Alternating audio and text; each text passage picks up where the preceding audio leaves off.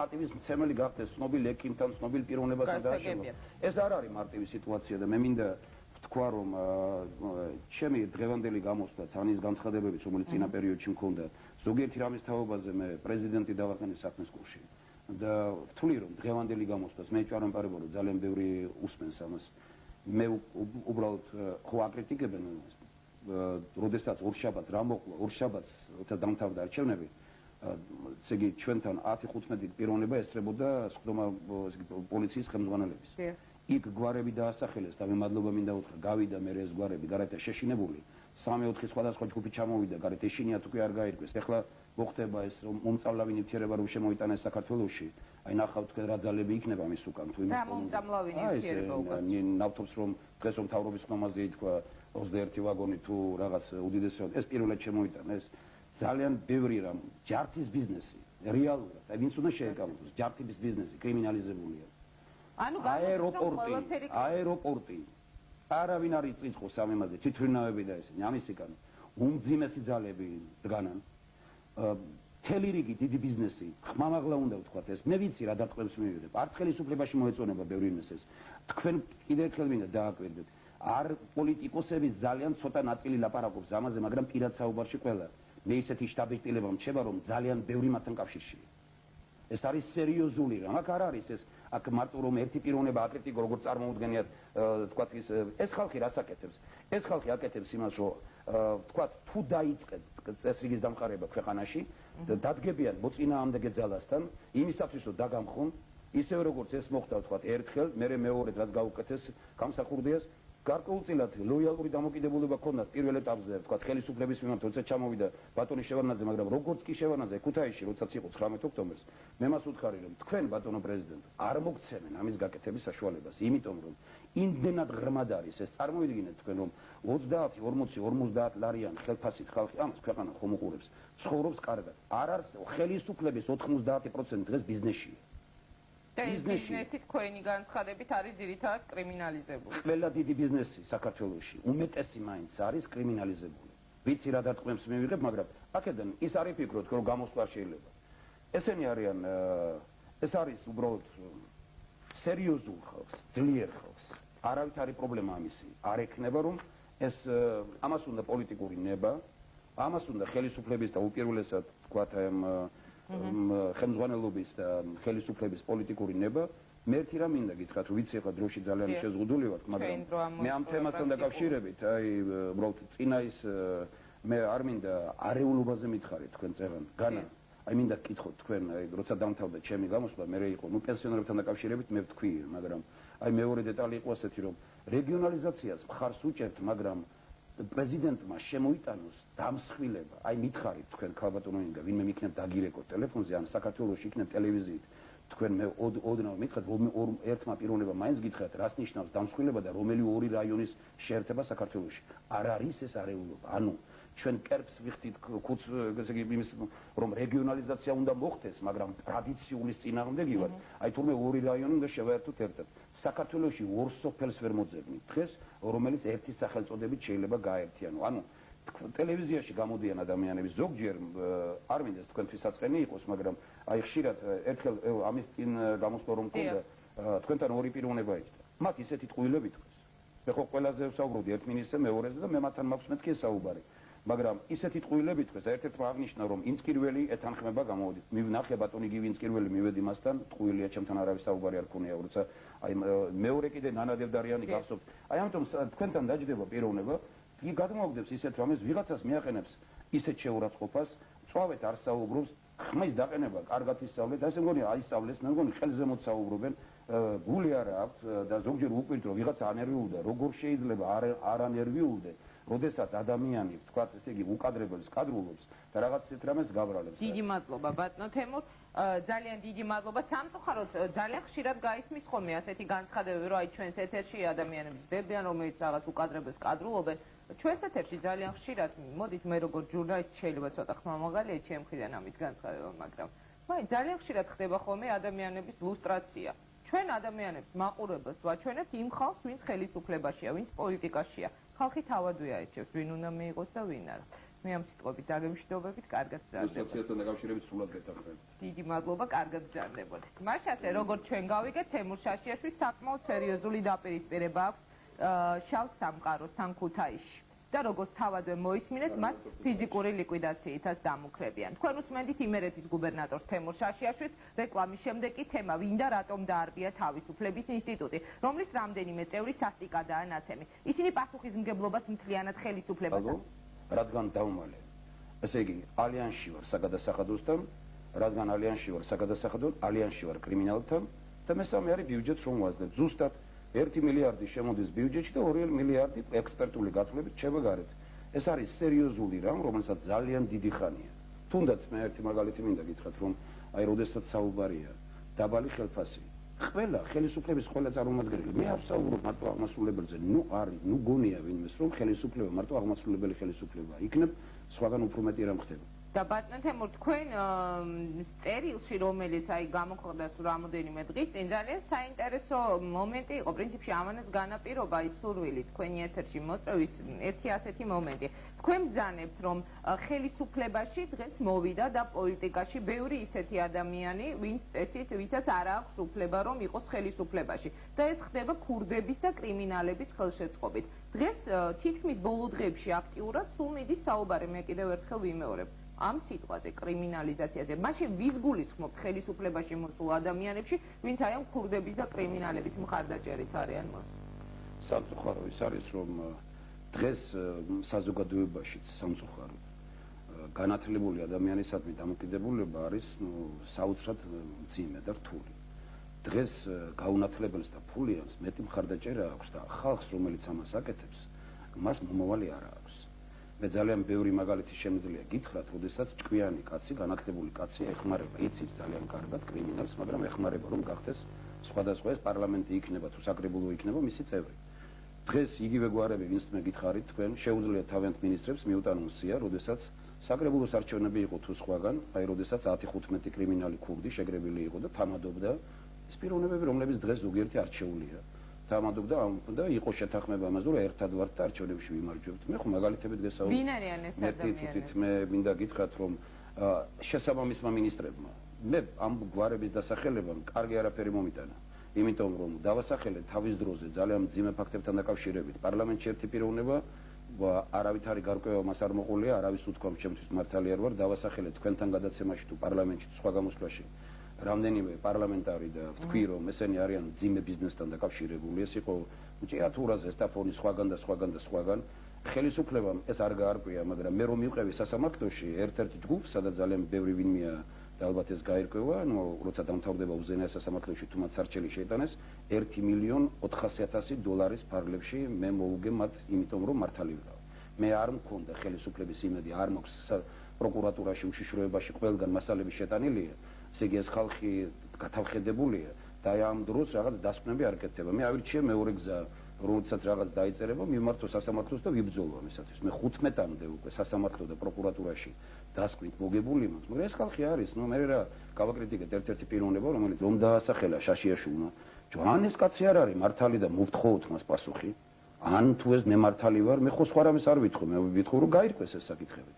არა თუ ეს, არამედ ფორმები და მეთოდები შეცვალეს ძალიან ბევრგან, მე ამის გამო იყო რომ წვავი მაგალითი ამ რამდენიმე ხნის წინ ვთქვი და თქვენთან გადაცემაში, ზოგიერთი თქვათ ეს სხვა ჯგუფები ჩამოყალიბდა. დღეს იგივე უშიშროების ხელმძღვანელი რო გითხარით, ზეგან ერთ-ერთ ბანკში რამდენიმე წლის წინ მიაგნო, რომ ყველგან არის ამომენ ხშირად ორი აღრიცხვა აქვს, ერთი რომელსაც სახელმწიფოსთან აკეთებენ ანგარიშს და მეორე რვეულია მეწარმეებს, ვისაც იურიდიული ფიზიკურ პირებს. ეს მეორე რვეული, რომელიც ხელისუფლება იცის, მაგრამ ითმენს, ეს არის უბედურება და ამის გამო იკარგება 2 მილიარდი, იცის მეორე სამყარომაც და ამ უშიშროების ხელმძღვანელმა თავის გვარიც კი ნახა, თითქოს ერთ-ერთ ბანკში, მე ვსაუბრობ იმერეთის მხარის უშიშროების ხელმძღვანელზე, რამდენიმე წლის წინ ნახა თავის გვარს, რატომ? იმიტომ რომ ხელმძღვანელებს დაწყობდათ ეს, რომ თქვათ აი კრიმინალი ხელისუფლება ერთმანეთის გვერდით იყვნენ. მე მინდა ერთი კითხო თქვენ აი ან და საზოგადოებას მიმართ, როდესაც პოლიციიდან ძალიან ბევრი პროკურატურიდან უშიშროებიდან წავიდა ესე იგი წავიდა პენსიაზე და გახსნა ან რესტორანი, გახსნა ან თქვათ რაიმე ადგილი შეკრების ადგილი. თქვენ თუ გინდათ ნახოთ ქურდები დადიანი იქ. ვკითხულობ. ადამიანები, რომლებიც მაღალი პოსტებით იყვნენ. ადმინისტრაციულ ორგანოებში. წავიდნენ პენსიაზე და ინარჩუნებენ იმ წოდებებს, რომლებიც მათ ადმინისტრაციულ ორგანოებში ჰქონდათ. ისინი როდესაც თავისთავად ხსნიან რესტორნებს და სხვა რა ურთიერთობა ჰქონდათ მათ თავის დროზე პოსტებზე როცა იყვნენ, ესე იგი ამ ქურდებს და როდესაც იმ რესტორანს გარდა პრაქტიკულად არცად არ დადიან. აი რა არის დღეს მე კიდევ ერთხელ ანუ თქვენ საუბრობთ იმაზე, რომ ხელისუფლების მაღალი პირები აქტიურად თანამშრომლობენ შავ სამყაროსთან? აქტიურად ეს ძალიან ცოტას ნიშნავს და კიდევ უფრო რთული ეს პრობლემა. და მე ვითხოვ იმას, რომ ამ შემთხვევაში კიდევ ერთხელ ვიმეორებ, რომ დღეს ახლა მძიმე დღეა, მე ამ საკითხთან დაკავშირებით ასე იგი არ მინდა კიდევ უფრო მეტი მაგრამ თქვენ სწორედ ამ საკითხზე სასაუბროთ ხართ დღეს ეთერში. მე მგონი მე ძალიან სწორად საუბრობ და თქვენ რაც თქვით ეს მსუბუქია, კიდევ უფრო რთულია მდგომარეობა, ვიდრე ეს ვინმეს წარმოუდგენია. და ხმამაღლა მინდა გითხრათ, რომ პარლამენტში არის პიროვნება, რომელიც თავის დროზე ქუთაისში ერთ-ერთი სამედიცინო დაწესებულების ხელმძღვანელად რომ ინიშნებოდა, თქვენ რომ არ იფიქროთ ეს ის არის, მე გვარს დაგიწერთ მე თქვენ, რომ თქვენ დარწმუნდეთ იმაში, რომ მოსწავლეს გვეუბნებით. ესე იგი, ჩემ ქუთაისში ჩამოვიდა, მაღალი თანამდებობა ჰქონდა და მეხვეწა დამირეკეს უცხოეთიდან ამ კაცმა, პირდაპირ თქვა კრიმინალმა და მომეცი საშუალება, რომ ერთი სამედიცინო დაწესებულების ხელმძღვანელად დავნიშნო ეს კაცი. ის რომ მოსულიყო პირადად და მას ისეთი ხელმძღვანელი, ისეთი ვთქვათ, ერთ-ერთი მისი ახლობელი არის პროფესორი და ცნობილი პიროვნება. მე არავითარი პრობლემა არ მექნებოდა, რომ ამ ადამიანისაც მხარი დამეჭირა. მაგრამ თქვენ წარმოიდგინეთ, ქელასის დირექტორად კითხეთ თქვენ ძალიან ბევრ პიროვნებას, ვინ უნდათ ერთხელ მეორედ რატომ შექმნეს ეს ბატონო თემურ, თქვენ საუბრობთ იმაზე, რომ მიდის აი ვთქვათ ასეთი ურთიერთობები ხელისუფლებასა და შავ სამყაროს შორის. ანუ მაშინ ბრძანეთ ვინ იყო ეს პავლო? მე ვამბობ სწორედ იმას, რომ ეს არის კონკრეტული ფაქტები, რომელიც ცნობილია ადმინისტრაციული ორგანოების ხელმძღვანელებისათვის და პირდაპირ ვამბობ, რომ ჩვენ სამხარეო უშიშროების ხელმძღვანელს მე ვთხოვი, რომ ჩასულიყო და მინისტრისთვის ყველა ეს საკითხი ეთქვა. მე მზად ვარ, რომ მათთან ერთად ამ საკითხებზე გარკვევა მოხდეს, იმიტომ რომ ჩემთვის მე შემიძლია თქვენ დღესაც მაქვს აქ წერილი წამოღებული ერთი, რომელიც მივიღე 1-2 წლის წინ და იყო აღწერილი მთელი სისტემა, როგორ შემოდიოდა იმერეთში, ქუთაისში ნარკოტიკები. როგორ იყვნენ აქ ამ საქმეში ჩაბმული, როგორც კრიმინალები, ასევე პოლიციის წარმომადგენლები. დღეს მინდა პირველად ვამბობ ამას ეთერში, რომ ეს ისეთი მასალა მივიღე, შემეშინდა, თანაც არ მინდა შეგეშინდა. ფაქტები ისეთი წერიაში შეგეშინდება იმ ქვეყანაში ცხოვრება, სადაც ესეთი რამ ხდება. სადაც თქვა გონია, რომ ებრძვის ნარკომანიას პიროვნება და თურმე ის არის მთავარი ამ საკითხის მე პირველი ვისთანაც მივედი, როგორ? შემომთავაზებთ. პირველი ვისთანაც მივედი, უბრალოდ ეს ფაქტები რომ ვნახე, იყო უშიშროების საბჭოს მდივანი. მაგრამ ვერც გაირკვა, ვისთან გაგვეგზელებია შემდგომ ეს საუბარი. ეხლა ეს პიროვნება გარდაცვლილია და ვინმე საეჭვოდ ვარ თქვას, მე ბატონ გელა ლობჟანიძეს იგივეს დაუძახე და უთხარი, რომ წაიკითხე ეს რა წერია. 5 დღის შემდგომ მან დაადასტურა, რომ ყველა ეს ფაქტები მართალია. თვითონაც ჰქონდათ აღრიცხვაზე.